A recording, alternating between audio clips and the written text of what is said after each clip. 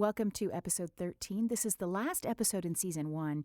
And after this week's podcast, after this particular one, I'm going to take a break just for a little while, kind of regroup, do some interviews, and get ready for season 2, which will start this summer. And it will be fun and interesting and stimulating and inspiring and all of that stuff. At least that's my hope. That's why I'm taking a little break, so that I can make that come true. In this particular episode, I'm speaking with a wonderful person, a cancer survivor, and just an awesome human being. Her name is Stephanie O'Brien. She was introduced to me by Tamby Lane, who takes all the pictures and does all of our social media, who is my creative partner in the Food.Life.Podcast journey. And Stephanie is coming up on the 5-year anniversary of her cancer being in remission, which is a really big deal. And I know we talked about cancer a few episodes back, and the reason I wanted to bring it up again is because it touches most of us. Cancer is one of those diseases that we all have some sort of experience with, I'm convinced, either personally or with someone that we know and love. And we just lost our family dog, Lucy, to a kind of cancer that's typically in humans, and she had it. So I'm also a breast cancer survivor. So the cancer journey and story is very close to my heart. And Stephanie's story is inspiring, and you're going to love it. So just sit back, relax, and enjoy this conversation. My first question to Stephanie was regarding her memories of when she first got her diagnosis. Yeah, I remember it clearly. I was 38 years old and then being told I had breast cancer and just thinking breast cancer was breast cancer. I didn't realize there were different kinds. Yeah, when they first told me, I immediately thought of my kids. And then my mind went to, oh my gosh, I just want to survive and be here and do things differently. I realized in an instant I had spent so much of my life kind of just worrying about trying to get to a certain place in my life. So living kind of in the future and forecasting, but never really able to get there because there was always something else. Yeah. And so I wanted to do things differently. And cancer allowed me to literally live what means to be in the present moment. So I was able to do that, accept that I had cancer, and then take the steps still within the present moment to treat it. So using Western medicine, but then also I started by changing, my diet and eliminating gluten and sugar, caffeine. I wasn't much of a drinker, but alcohol too, occasionally. So I eliminated that, dairy, and just got really clean and more plant-based. And that was starting to make a huge difference in just how I felt normally. I was starting to feel better than before I was felt when I was before I was diagnosed. Isn't that interesting? So then you had cancer, but then you're starting to feel better than you've ever felt. Yes, exactly. What? I know. It's like this weird oxymoron. And I remember also the day that it kind of was that light bulb moment. I remember where I was standing and everything, where my body just kind of set, and I got the perspective of like, oh, this is what it means to live in balance with like nourishing your body with the right foods, surrounding yourself with the right people. Also, as a big lesson in it was finally surrendering to be able to receive from my community, and realizing that my community was a huge part in my healing journey. So give me an example of what you mean by being able to receive. Anything from people wanting to maybe donate financially to like help ease the process because it's expensive to treat cancer. Bringing meals, wanting to clean my house, wanting to just come over and with like a gift of maybe some nice new soft pajamas, right. Or, all of that. And then receiving for myself, like able to forgive certain things along the line and accept that of whether it was in the past or expectations of the future, and sitting with that. So receiving that acceptance, and all of a sudden I just started feeling just lighter and feeling like I got this. Like I literally had it. I actually looked forward to going to chemo because I loved the nurses and my doctor that were administering it. That's amazing. And then the change in perspective of like the chemo as light chomping away at the tumor, And then, I'd follow up with more of a holistic approach as well, too. So you get your diagnosis, you go, oh, I'm going to change everything right now. And did you start like that minute? And was it difficult or was it easy because you'd kind of run into the wall? To, for example, change the way you eat. Changing the way I eat. That part was actually pretty easy. It's amazing how, like, we all kind of go through life sometimes and think, oh, I need to, do better about and be more conscious about how I eat. And you try it for a little bit and then you kind of go fall off the wagon. Exactly. But this time was just different because it's like I'm fighting for my life. Yeah. So it made it a lot easier where, again, it was like ultimate surrender. So it brought more ease into the process. And then once you got into that flow, has it been easy to stay there for 5 years? Like easy to do the things that you know are nourishing and that you know are good for you? It is. There's been, a few times, and I'll just be kind of choosy. Something will come up where it's like, if you're at a nice place and you're craving like a nice dessert or, a nice glass of wine, I might treat myself to that because I feel that that's a joy that I choose. It feels good in the moment and instead of stressing about it because I think stress can. So give me an example of how, because we all talk a lot about, be in the moment, be in the moment, be in the moment. It sounds like all of a sudden you got what that meant. Can you describe that? Like describe what being in the moment means versus what you were doing prior. Right. Yeah, I spent a lot of time worrying about the future and also hanging on to the past and trying to fix and living in that as, I don't want to say victim, but maybe there was some sort of, like, well, the reason I'm here is because of that or whatever. Right. So living in the moment, it takes time. I mean, it takes a lot of effort. I still, even to this day, because life will always throw challenges at us. But it gave me a new perspective. Like if I'm living in the moment, even in a difficult time, if I can breathe through it and remind myself that I am here breathing in this extraordinary body that is made to heal, it eliminates the worry. And then instead it fulfills with a certain amount of trust or faith that it's going to be okay and that there's lessons in the challenging moments that helps me to continue to grow, that it all happens for a reason. So that brings a lot of ease. And it's hard. It's always, it's difficult sometimes to stay in that moment. But also another thing that from being in the present moment is you just observe things differently. Like I'll see the way the bird lands on a branch so beautifully. I'll see the way the clouds are moving or another human being showing an act of kindness to somebody else. And I feel like I'm part of the bigger picture and that we're all in it together. It's all one in this like flow. And then when you're open to that, some magic happens. I don't know how else to explain it except that it's magic. And I noticed that with like the people who came out of the woodwork that you just take for granted as maybe, oh, that's the person I see in the community or, an acquaintance, but they have something bigger to give. And you're just like, oh my gosh, I'm so glad that I was present in this moment or said yes to this moment or And it just provides some opportunities that I never would have thought of because when you live in the present and live and accept the uncertainty of it. I think that's what we're all up against all the time. And so there are different things that we do. Maybe we distract ourselves. I think our culture is full of that. Oh, for absolutely. Sure. And we self-medicate or which you can do with food or caffeine or alcohol or drugs or whatever. Yeah. And, I see that all around in our culture. But then I also think there are more and more people who are getting what you got, whether it's through their own experience with a disease or whatever their path, whatever path they're on. I think there's more and more of that sort of like, wait a minute, hold on. And it's, I think being in the moment maybe, and the magic creeps in and it makes for a natural high of sorts, right? Totally. Yes, that's a good way of putting it.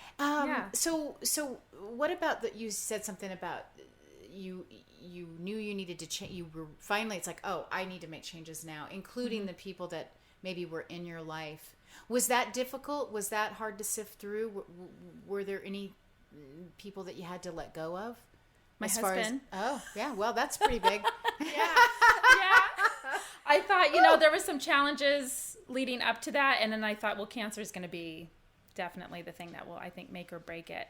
Yeah. And it's not any blame on him for any reason. It's just I grew in such a different way. Yeah. And I just saw that we weren't going to evolve at that same capacity. Mm-hmm. It had been something a long time coming. And that's just part of following your instinctual guidance, I think. Mm-hmm.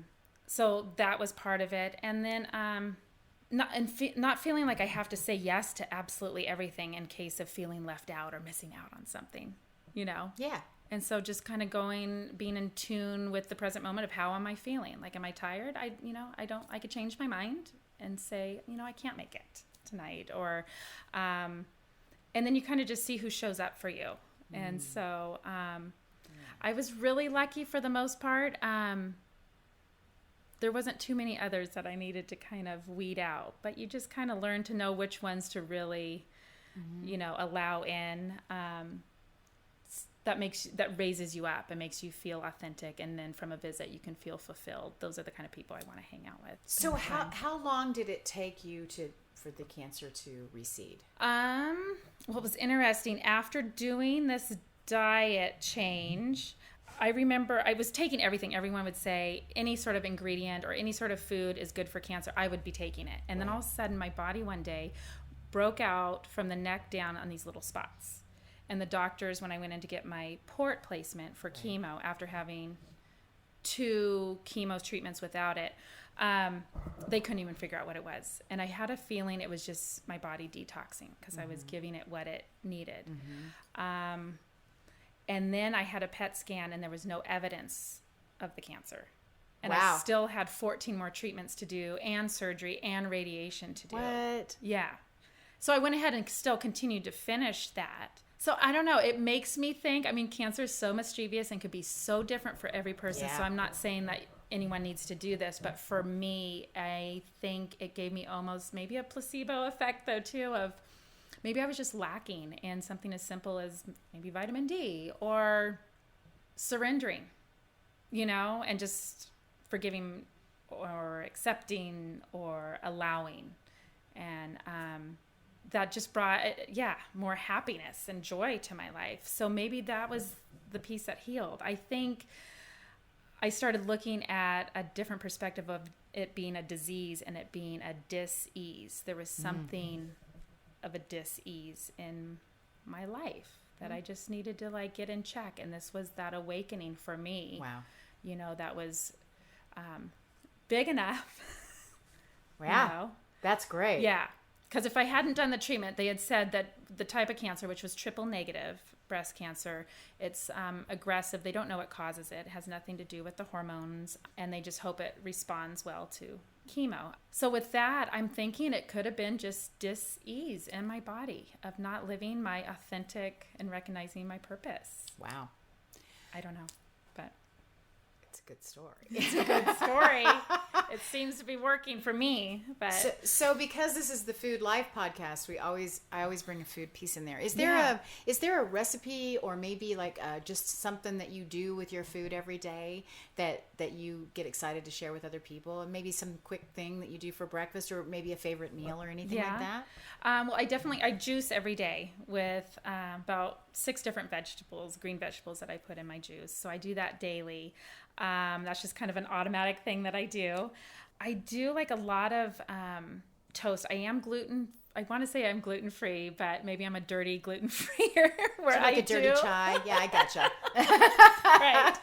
Where I do take a nice quality, like a sourdough or a sprouted bread, right, and I'll have an avocado toast. Yum. Okay, so I love that. And then I'll garnish it with some greens, maybe some spinach or some kale, and then I'll put the raw sauerkraut on top of it, because that's a nice probiotic, right, for that, and maybe some chili flakes and whatnot. So that's kind of a daily thing that I like to do. And a lot of bowls. Yeah, I like bowls with beans, or a curry bowl of some sort with maybe the beans, even quinoa, or a brown rice with that, and lots of veggies. Yeah, so that's kind of what I thrive on, and that's so Sounds wonderful. more of that. Yeah. So in the good. morning, instead of having coffee, do you have tea or do you just have your juice? I do sencha green tea. Yeah. Yeah, so that's a really a good high-end quality, strong antioxidant tea that was recommended by my naturopath for cancer. So so I'll do that. And then I take a lot of adaptogens too. So ashwagandha to kind of keep stress low, and I'll have that sometimes with a little spoonful of cocoa powder. And then reishi mushroom powder, I'll do that with some hot water as like a little shot during the day. So yeah, and I love my essential oils and yoga. I like to sit every morning too and do meditation and mindfulness for about 20 minutes each day, and that really kind of sets the precedence of everything, keeps me grounded. So one more thing, you have children, 1, 2, 3, 8, Two. 2. So how do you think this impacted them? And it's got to be pretty exciting that you're setting this example for them. Are they coming along? Are they liking it? They do. They come along for the ride on that, and they understand because they see the the education of why it is that I make these choices. But I still allow them to be a kid. Awesome. And let them have that, but they know the balance of it.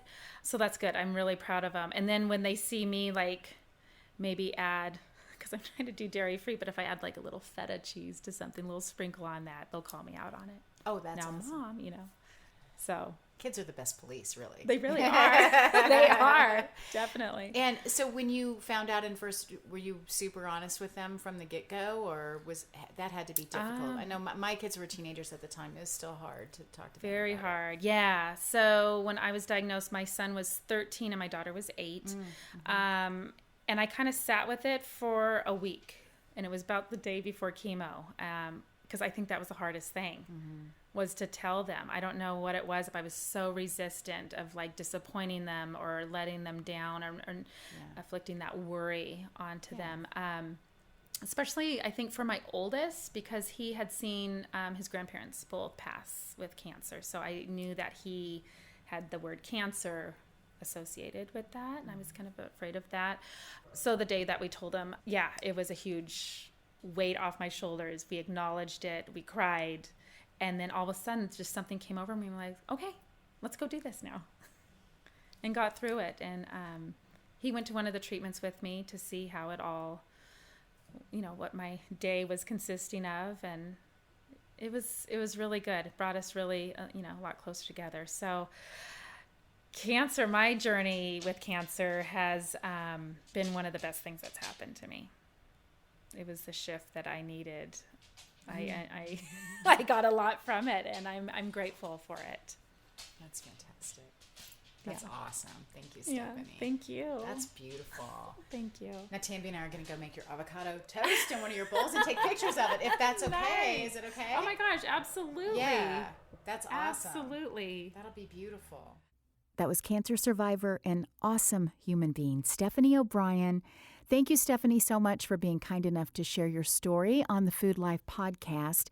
And I would just like to invite you to share your story with me if you have one, or if you know of someone with an inspiring story, just let me know. It's easy to find me. Just get online, FoodLife.Pod.com, or if you'd rather instant message me on Facebook or Instagram or whatever, just look for me, Food Life Podcast, at Donna Britt Cooks, etc. So I'd love to hear from you. Also, if you get online, FoodLife.Pod.com, you'll get to see an avocado toast recipe and also a veggie bowl inspired by the conversation with Stephanie, and some pictures and other fun stuff as usual. We appreciate you interacting with us. I really want to know what you want to hear. So don't be shy. Just tell me. Tell it like it is. I can take it. I promise.